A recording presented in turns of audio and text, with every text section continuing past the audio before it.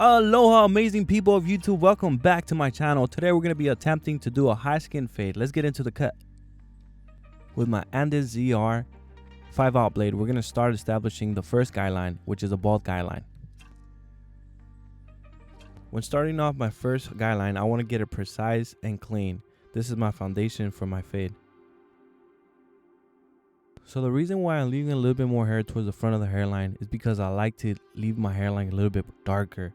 So doing this effect, it creates an illusion that my fade is way nicer. So here I go to the other side of the head, making sure that the lines are precise and they're asymmetrical to each other. So now with my Babyliss Gold shavers, I'm going to leave about an inch section below my first guy line. I do want to add that I switched my blades from my shavers every month or two. I feel that by doing this, it cuts a little bit more smoother and you're not pulling any hairs. The last thing I want is to make my client feel uncomfortable in my chair.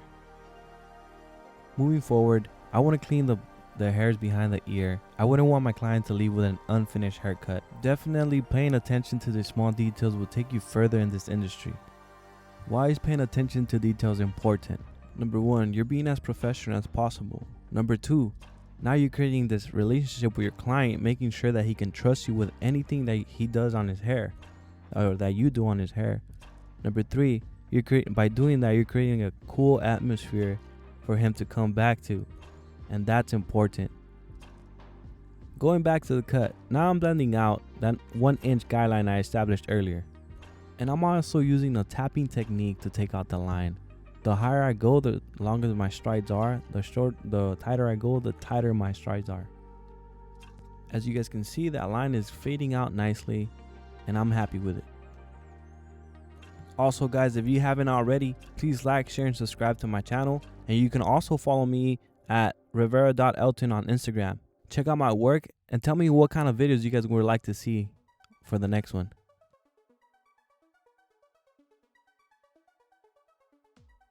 So now with my Wahl seniors with the lever open, I'm going to be establishing another guy line above my first guy line. Now remember that the lever open is equivalent to a half guard.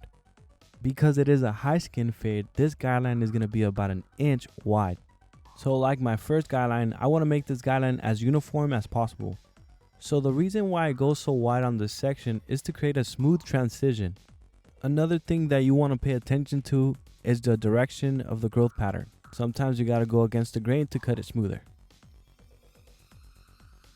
Now using my Wahl seniors with the number 1 guard open, I start to create another section above the one I previously made, stopping by the parietal ridge. As you guys can see, this fade is taking form and little by little we're chipping at it. Now going back to what I mentioned earlier about the growth pattern, as you guys can see, his growth pattern here grows forward. So you guys can see here I'm going against the grain. I'm just trying to cut it as smooth as possible. And I'm also trying to get the same gradency as the previous section. And we all know that everyone has different growth patterns, so you don't have to necessarily do this on every single haircut. So now with my Wahl seniors with the number 1 guard lever close, I begin to tackle in between the half section and my 1.5 section. So now with my number 1 close, I start fading upwards to that 1.5, making sure that I stop before the parietal ridge.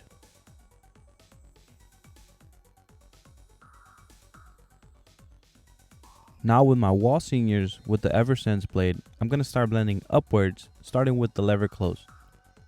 So as I'm fading upwards, I'm going to be opening up my lever little by little till I get to the half section.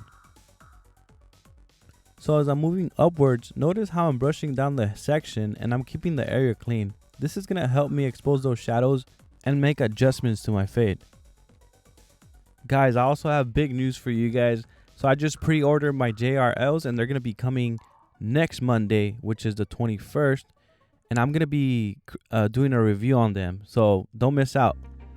I've heard great things about these clippers and I'm really excited to try them out. Also, down in the comments, guys, let me know what kind of clippers you guys prefer or what you guys use. One thing to pay attention to is that I'm opening up and closing the lever as I go, and I'm adjusting to each area of the haircut.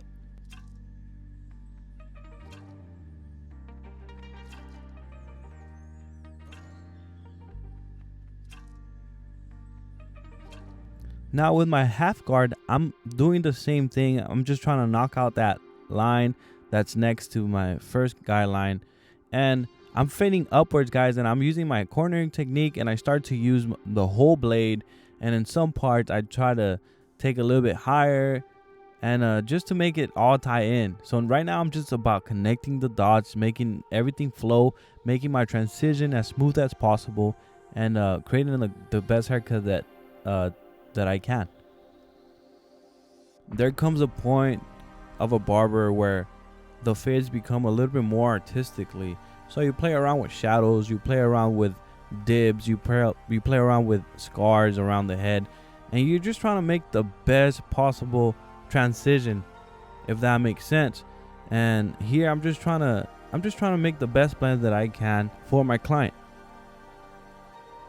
Moving forward, guys, I'm gonna hit it again with the number 1 guard closed, and I'm gonna be fading up, and I'm gonna be taking out that little shadow that you guys see there by the temple area. And remember, guys, we're not going past the parietal ridge, we're gliding upwards, and we're just kind of tackling it as we go. Here's where I start to use a little bit more of the cornering technique, trying to take out those shadows, not going too deep into the parietal ridge. And we're just trying to make everything flow together. I got a challenge for all my Spanish speaking people. Si este tutorial llega a 25 likes, hago un tutorial en español para ustedes. Now moving forward, guys, with my half guard, I'm going to be detailing even more, and I'm just taking out those shadows, and I'm just cornering. So from this point on, guys, it just becomes about detailing your haircut. You're just polishing it like if you were polishing a diamond. You want the diamond to look as clean as possible. Also, one thing here, like I mentioned earlier, my sections and my guidelines are out the door. Now I'm just playing around with the lever, and I'm playing around with the shadows to make it look clean. So now we go to the other side, and basically, guys, we're going to be applying the same techniques as we did to the left side. As I mentioned on my previous videos, I love the Eversense mod blade because it has a ceramic cutting blade, and I just love how it cuts. I believe that has a truer cut, and it cuts way precise and way more clean. I don't know. Let me know what you guys think about that. Now, guys, if I had to rate this mod blade, I think I will give it a 10 out of 10. Honestly, it keeps my blade cool. It keeps my client comfortable, and I hate just having a hot blade against the scalp. I don't like it when I get a haircut, so I believe that my clients will like it either, you know, if I do it to them. So that's the number 1 reason why I prefer ceramic blade, because it keeps my blade cooler, and it cuts better than I believe it cuts better than the regular blades that they come with. So I don't know. That's just my preference. That's just my opinion. You don't have to follow the same ideas or the same things that I do, but that's just what works for me, and I just love how these cut. So guys, if I had to rate it again, I would say a 10 out of 10. I do want to mention that I also tried out the omnIcord ceramic blade, and I love that one too, because again, the same thing. The only difference with the omnIcord was and the Eversense blade is that the Eversense is the staggered tooth, which comes with the magic clips. I don't know if you guys know about that, but the other one's just a regular fade blade, and I prefer the staggered tooth because I feel like it texturizes the hair a little bit more, and I just like that finish, you know. Now I've been using these blades for about, I want to say about a year, and I haven't had any trouble with them. And like I said, guys, they just cut clean. I suggest, you know, like, you guys give it a try. It's a little bit expensive, but I believe it's worth it, man, because like anything that I buy for my barbering tools, I I feel like it's an investment for my future, and it's an investment for my clients. And I'm just trying to stay as professional as possible. I'm trying to invest in tools that are going to help me get better and create better blends.